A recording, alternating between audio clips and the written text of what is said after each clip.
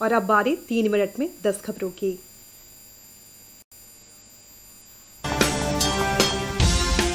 प्रधानमंत्री नरेंद्र मोदी आज नमो ऐप के माध्यम से देश के भाजपा कार्यकर्ताओं के साथ संवाद करेंगे।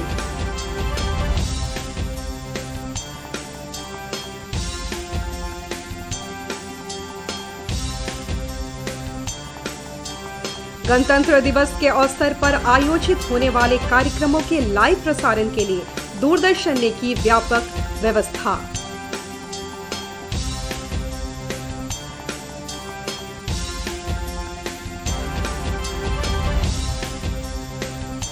गणतंत्र दिवस के अवसर पर आयोजित होने वाले कार्यक्रमों को जिला प्रशासन अंतिम रूप देने में जुटा है।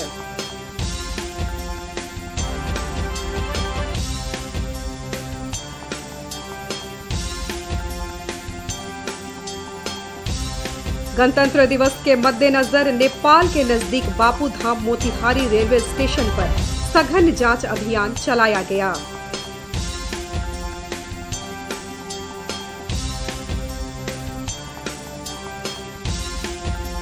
सिवान के राजेंद्र स्टेडियम में 26 जनवरी के तैयारियों का जिलाधिकारी और पुलिस अधीक्षक ने लिया जायजा।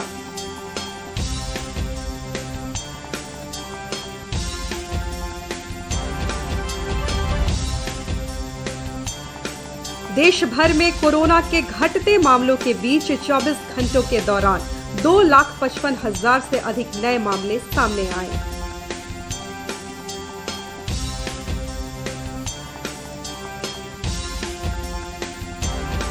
कोरोना की तीसरी लहर के बीच पूर्णिया डाक विभाग कोरोना प्रभावित लोगों के घरों तक कोरोना किट वितरण कर रहा है।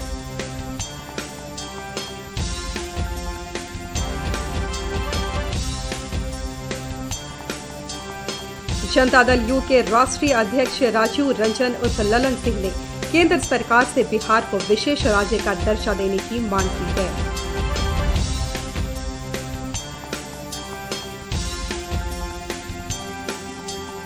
बालिका दिवस के अवसर पर कल मुजफ्फरपुर के जिलाधिकारी प्रणव कुमार ने बालिकाओं को उनके अधिकार को लेकर जागरूक किया।